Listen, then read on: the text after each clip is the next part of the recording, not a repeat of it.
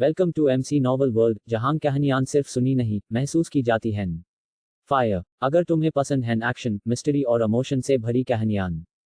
सिद्धेश्वर पीठ नगर में शिल्प निर्माण के शिष्यों और कश्यप परिवार के शिष्यों के बीच टकराव हुआ और देखते ही देखते माहौल अराजक हो गया। दारा और उसके समूह ने कश्यप परिवार के शिष्यों को घेर लिया था। प्राण शुद्धि क्षेत्र ची रिफाइनमेंट रेल्म के अधिकांश शिष्य शरीर शुद्धि बॉडी कल्टिवेशन का मार्ग चुनते थे। यह मुख्य रूप से मुट्ठियों और पैरों की लड़ाई थी, जिसमें आध्यात्मिक शक्ति का पूरक होता था। हर मुके और हथेली के वार के बीच इंद्रधनुषी रंग की रोशनी लिपटी हुई थी, जो देखने में काफी शानदार लग रही थी।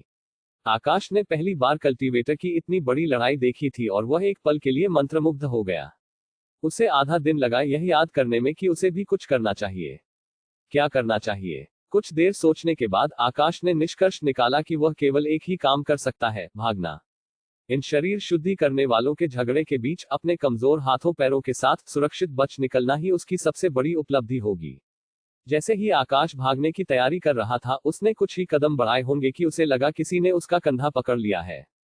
आकाश ने छूटने की कोशिश की, लेकिन नाकाम रहा और जल्द ही ठंडे हाथ उसकी गर्दन जकड़ चुके थे।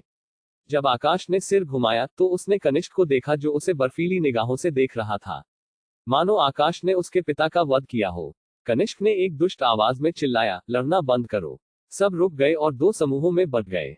कश्यप परिवार के शिष्य अपनी बाहों को सहलाते हुए और खून पोंछते हुए अस्त व्यस्त ढंग से कनिष्क के पीछे खड़े हो गए, जबकि दारा और उसका समूह उसके सामने खड़े होकर मुकाबला कर रहे थे। यह दृश्य देखकर आकाश का दिल डूब गया। मूल रूप से दारा और उसके समूह का पलड़ा भारी था, लेकिन अब जब आकाश पकड़ा गया था तो नुकसान पहुंचाने के डर से सब हिचकिचा रहे थे और स्थिति गंभीर हो गई थी।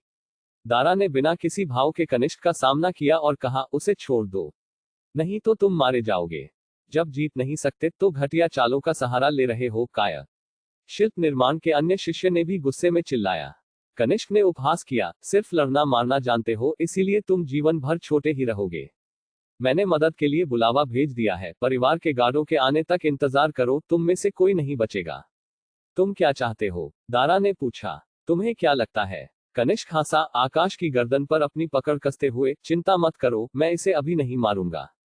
इसे मारकर मेरे हाथ गंदे होंगे और मैं धर्म सभा से नहीं डरता, पर मुझे परेशानी पसंद नहीं है।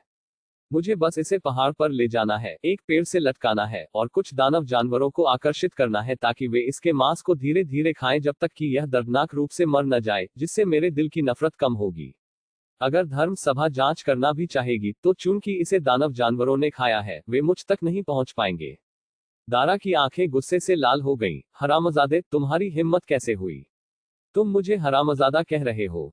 तुम क्या हो? कनिष्क ने उपहास में हंसते हुए कहा, ठीक है, तो मेरे सामने घुटने टेको, खुद को थप्पड़ मारो और अपनी जान ले लो। तब मैं इसे नहीं मारूंगा।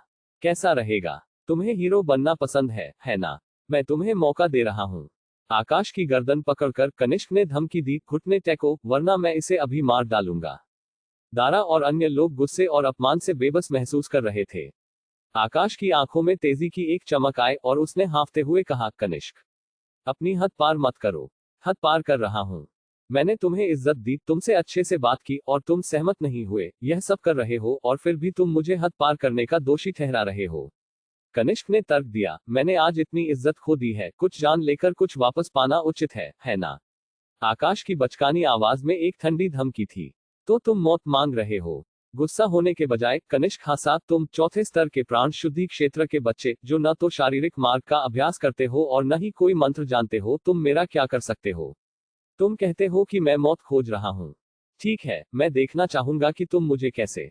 इससे पहले कि वह अपना वाक्य पूरा कर पाता, कनिष्क ने देखा कि उसकी ओर चमकीली लाल स्याही की एक धार उछाली गई। हड़बड़ी में बचाव करते हुए उसने रोकने के लिए अपना दाहिना हाथ उठाया, लेकिन यह पर्याप्त नहीं था। स्याही की धारें उसकी आंखों में छलक गईं, उसकी सिकुड़ी हुई पलकों से रिस गईं और एक भयंकर जलन का दर्द पैदा हुआ। यह चक्र बनाने के लिए इस्तेमाल की जाने वाली अग्नि श्रृंखला आध्यात्मिक स्याही थी। गुस्से से कनिष्क ने अपनी दाहिनी आंख में दर्द सहा, उसका बायां हाथ जोर से भींच गया, जिसका इरादा आकाश का गला घोंटना था।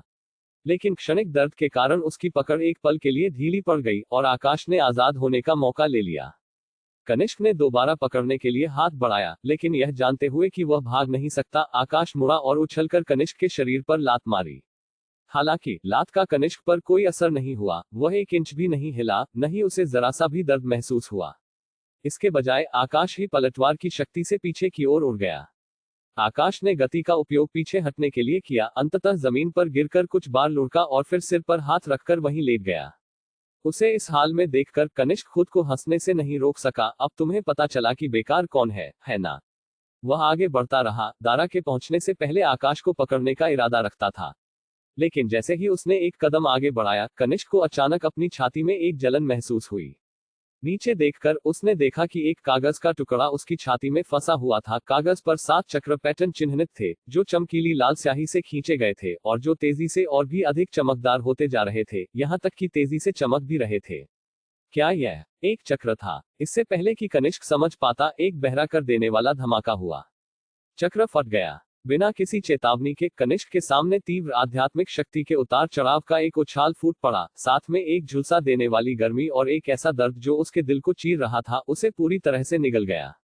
उसका ताओवादी चोंगा जलकर राख हो गया, उसकी छाती पर आध्यात्मिक शिल्प हृदय रक्षक दर्पण चटक गया और झुलसा देने वाली ज्वाला उसके चेहरे की ओर ऊपर उठी, जिससे वह पहचानने लायक नहीं रहा। विस्फोट की सदमे की लहर ने उसे दूर फेंक दिया। वह कई स्टालों से टकराता हुआ रुका। गली में तुरंत चुप्पी छा गई। कश्यप परिवार के कुछ शिष्य प्रभावित हुए, जमीन पर कराह रहे थे। इस बीच दारा और अन्य कल्टीवेटर चकित रह गए। उन्होंने आकाश को देखा, जो सिर पकड़कर जमीन पर दुबका हुआ था, थोड़ा अस्त व्यस्त दिख रहा था, और दूसरी ओर कनिष्क को देखा, जो काला पड़ गया था और पहचाना नहीं जा रहा था, एक शब्द भी नहीं बोल पा रहा था।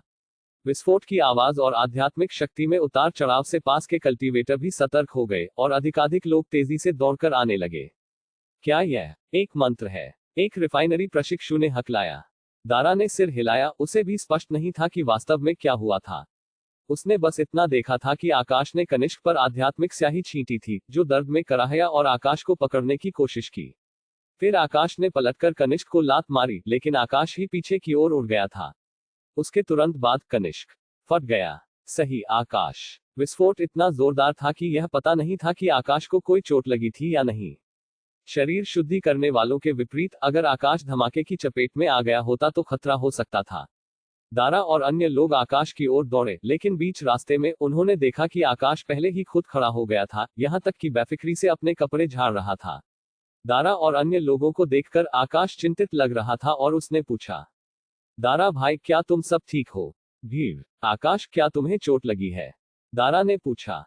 मैं ठीक हूँ, बस कुछ खरोंचे आए हैं और मेरी गर्दन थोड़ी दुख रही है, आकाश ने कहा, अपनी गर्दन छूते हुए जहां कनिष्क के गला घोटने से कुछ खरोंच के निशान थे। और कनिष्क का क्या हुआ? आकाश को कनिष्क को ढूंढने में कुछ समय लगा। जो काला पड़ गया था और खून से सना हुआ था, उसका भाग्य अज्ञात था। पृथ्वी अग्नि चक्र अर्थ फायर फॉर्मेशन की शक्ति आकाश की अपेक्षा से अधिक मजबूत निकली थी। पेड़ों को उड़ाने पर यह इतना ध्यान देने योग्य नहीं था, लेकिन एक व्यक्ति पर इसका प्रभाव काफी स्पष्ट था। आकाश, यहाँ वास्तव में क्या हुआ? दारा ने दबी आवाज में पूछा। इससे पहले कि आकाश जवाब दे पाता, एक मध्यम आयु वर्ग का कल्टीवेटर पलक झपकते ही कनिष्क के बगल में आ पहुंचा। माथे पर शिकन के साथ कनिष्क की सांस जांचने के बाद उसने अंततः थोड़ी राहत की सांस ली। मध्यम आयु वर्ग के कल्टीवेटर ने कुछ गोलियां निकाली और कनिष्क के मुंह में ठूंस दी। फिर उसने अपनी निगाहें एक बाज की तरह चारों ओर घुमाई। उसकी आवाज ठंडी थी जब उसने पूछा, यह किसने किया? उसकी आवाज आध्यात्मिक शक्ति से भरी हुई आकाश के कानों में भन भना उठी। एक प्राण शुद्धि 9वें स्तर का कल्टीवेटर। आकाश की खोपड़ी झंझना उठी। वह आगे बढ़ने ही वाला था कि दारा ने उसे पीछे खींच लिया और फुसफुसाया, इसे प्राण शुद्धि 9वें स्तर को संभालने दो, हमें इसमें शामिल होने की जरूरत नहीं है। निश्चित रूप से। कमर पर भेड़िए की खाल लपेटे एक तगड़ा आदमी भीड़ से बाहर निकला और जोर से चिल्लाया, बस बच्चे खेल रहे थे। कनिष्क, तुम अपनी उम्र के कारण इतना हंगामा क्यों कर रहे हो? कनिष्क के रूप में जाना जाने वाला मध्यम आयु वर्ग के कल्टीवेटर ने ठंडी आह भरी, क्या तुम्हारा बच्चा ऐसे खेलता है? तगड़ा आदमी जोर से हंसा, अगर उसमें उस तरह की क्षमता होती तो मैं उसे जो चाहे करने देता। कनिष्क ने कहा, मुझे यहाँ बहकाने की कोशिश मत करो। जिम्मेदार व्यक्ति को सौंप दो, मुझे एक स्पष्टीकरण देना होगा, वरना तुम भी आसानी से नहीं बचोगे।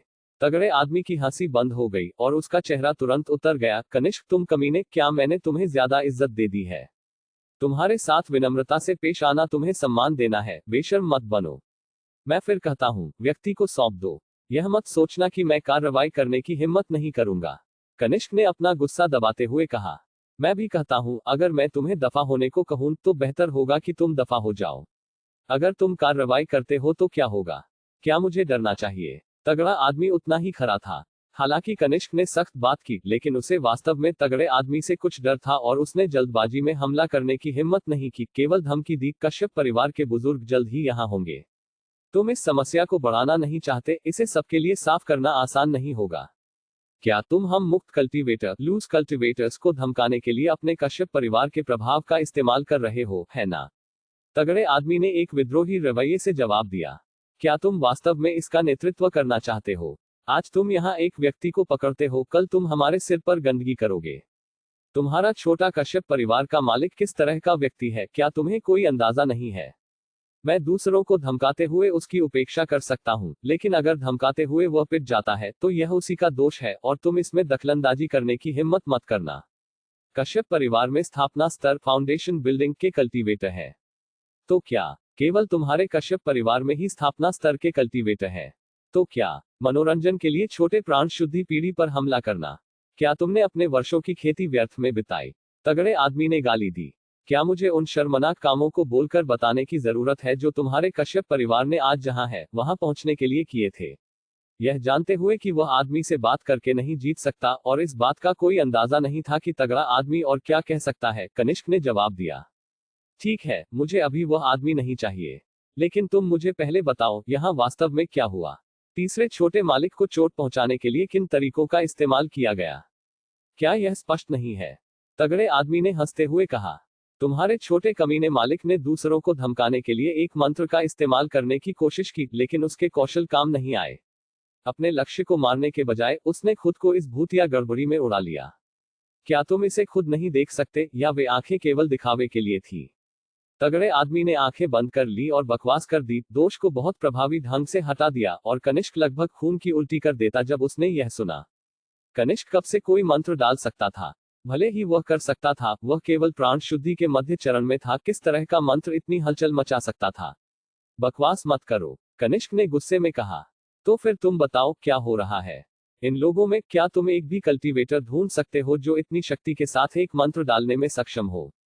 तगड़े आदमी ने आकाश की ओर इशारा किया। अगर तुम एक भी ढूंढ सकते हो तो मैं एक शब्द भी नहीं कहूंगा और तुम्हें उन्हें ले जाने दूंगा। कनिष्क के पास कहने के लिए कोई शब्द नहीं थे। इन कल्टीवेटर में उच्चतम स्तर केवल प्राण शुद्धि का छठा स्तर था, उनमें से किसी के पास भी ऐसे मंत्रों का उपयोग करने के लिए पर्याप्त आध्यात्मिक शक्ति नहीं थी। हालांकि कुछ में खेती थी, यह एक नजर में स्पष्ट था कि वे शरीर शुद्धि कल्टीवेटर थे। शरीर शुद्धि कल्टीवेटर मार्शल आर्ट और कौशल से हमला करते हैं, जो आध्यात्मिक कल्टीवेटर के मंत्रों से पूरी तरह अलग है। कनिष्क ने बार बार अपनी दिव्य चेतना डिवाइन सेंस से झांका, खुद पर शक करना शुरू कर दिया। क्या यह हो सकता है कि जिस व्यक्ति ने छोटे मालिक कनिष्क को घायल किया वह वास्तव में उनके बीच नहीं था? वास्तव में ऐसा नहीं लग रहा था कि कोई भी यहाँ ऐसा मंत्र डाल सकता था। आकाश भीड़ में घुल मिल गया, उसने अपना सिर थोड़ा सिकोड़ लिया। कोई मंत्र डालने वाले नहीं थे, लेकिन एक था जो चक्र के बारे में जानता था। फिर भी आकाश प्राण शुद्धि के चौथे स्तर पर कनिष्क की आंख में भी नहीं आया था। अब क्या कहने के लिए कुछ नहीं है ना? तगड़े आदमी ने उपहास के साथ पूछा। कनिष्क ने माथे पर शिकन डाली। किसी भी हाल में मुझे एक स्पष्टीकरण चाहिए। तगड़े आदमी का गुस्सा भड़क उठा। तुम्हारे स्पष्टीकरण की ऐसी तैसी परेशानी ढूंढ रहे हो, है ना? तो चलो अपनी खेती से बात करते हैं, देखते हैं कि क्या मैं तुम्हें अपने माता पिता के लिए रोने के लिए हरा सकता हूं या तुम जमीन पर रेंगते हुए अपने दांत ढूंढते हो। तगड़े आदमी ने एक खून से लथपथ भेड़िए के दांत वाली गदा वुल्फ फैंग क्लब निकाली। उसके सिरे गहरे लाल खून से सने हुए थे, जिससे एक अशुभ दानव शक्ति मॉन्स्टर ची निकल रही थी। यह स्पष्ट था कि इसके नीचे कई दानव जानवर मरे थे। कनिष्क लड़ना नहीं चाहता था, लेकिन अब लड़ने के अलावा कोई विकल्प नहीं था। उसने अपनी तलवार निकाली। अपनी आध्यात्मिक शक्ति उसके पूरे शरीर में उमड़ रही थी। खेती में मजबूत दिख रहा था, लेकिन भेड़िए के दांत वाली गदा के साथ उपहास करते हुए तगड़े आदमी का सामना करते हुए उसमें आत्मविश्वास का एक अंश भी नहीं था। तभी किसी ने उन्हें रोकने के लिए आवाज लगाई और धर्म सभा के चोंगे में एक कल्टीवेटर पास आया। आकाश ने ध्यान से देखा, वह वास्तव में जंगलान था। जंगलान, जो आमतौर पर निष्क्रिय और लापरवाह रहता था, अब धर्म सभा के चोंगे में था। वास्तव में उसके पास काफी अधिकार था। इस मामले को धर्म सभा संभालेगी, जंगलान ने आधिकारिक अंदाज में कहा। न्यायाधीश जंगलान, यह मामला। कनिष्क ने शुरू किया, लेकिन जंगलान ने उसे रोकने के लिए हाथ उठाया। मैंने कहा, धर्म सभा इसे संभालेगी। गैर संबंधित लोग, हट जाओ। कनिष्क अनिच्छा से पीछे हटा और तगड़ा आदमी निडर बना रहा, जिसके परिणामस्वरूप दोनों के बीच गतिरोध रहा। जंगलान की निगाहें तेज हो गई जब उसने भेड़िए की खाल में लिपटे तगड़े आदमी पर नजर डाली। हमें इस मामले को बढ़ाना नहीं चाहिए। फिर वह कनिष्क की ओर मुड़ा। नहीं, तुम्हें अपने वंश पर शर्म लानी चाहिए। कनिष्क ने दांत पीसे और झुककर कहा, मैं पर्यवेक्षक के निर्णय को मानता हूं। तगड़े आदमी ने भी अपनी मुठ्ठियां झुकाई, फिर आकाश पर नजर डाली और खारिज करते हुए हाथ हिलाया। छोटे बच्चे, क्या घूर रहे हो? जल्दी से दफा हो जाओ। आकाश और अन्य लोग समझदारी से खिसक गए। दारा और बाकी लोग लड़ाई में शामिल हुए थे और कम या ज्यादा घायल हुए थे। आकाश उन्हें इलाज के लिए श्रीमान जुबिन के पास ले गया। कनिष्क गंभीर रूप से घायल कनिष्क को ले गया। कश्यप परिवार के अन्य शिष्यों की ओर एक नजर भी नहीं डाली। यह देखकर तगड़े आदमी ने ठंडी हंसी हंसाई और वह भी इतराता हुआ चला गया। इसके तुरंत बाद कई ट्रिब्यूनल कल्टीवेटर पहुंचे और जंगलान के आदेश के तहत दृश्य को साफ किया। जंगलान मूल रूप से पास में सुस्त पड़ा था और धमाके की आवाज सुनकर दौड़ा था। वह कनिष्क और तगड़े आदमी को गतिरोध में देखने पहुंचा था। उसे स्पष्ट रूप से कोई अंदाजा नहीं था कि वास्तव में क्या हुआ था, लेकिन धर्म सभा का पर्यवेक्षक होने के नाते वह सब कुछ नजरअंदाज नहीं कर सकता था। जब दिखने का समय था तो उसे कम से कम एक विश्वसनीय प्रदर्शन करना था। दृश्य की सावधानीपूर्वक तलाशी लेने के बाद जंगलान ने जमीन पर आध्यात्मिक स्याही और लगभग जलकर राख हो चुके चक्र कागज को देखा और बड़बड़ाया, क्या यह एक चक्र हो सकता है? कौन ऐसे चक्र का उपयोग करेगा? चक्र कोई ऐसी चीज नहीं थी जिसे हर कल्टीवेटर सीख सकता था, खासकर सिद्धेश्वर पीठ नगर जैसी छोटी जगह में तो बिल्कुल नहीं। जंगलान को आकाश का जिज्ञासु छोटा चेहरा याद आया जो भीड़ में क्षण भर के लिए दिखाई दिया था। उसने मूल रूप से सोचा था कि आकाश सिर्फ उत्साह देखने के लिए घुलमिल गया था, लेकिन अब एक कुछ हद तक बेतुका विचार अचानक उभरा, जिससे जंगलान की पलकें अनैच्छिक रूप से फड़क उठी। नहीं, वह बच्चा इतना अजीब नहीं हो सकता, है ना?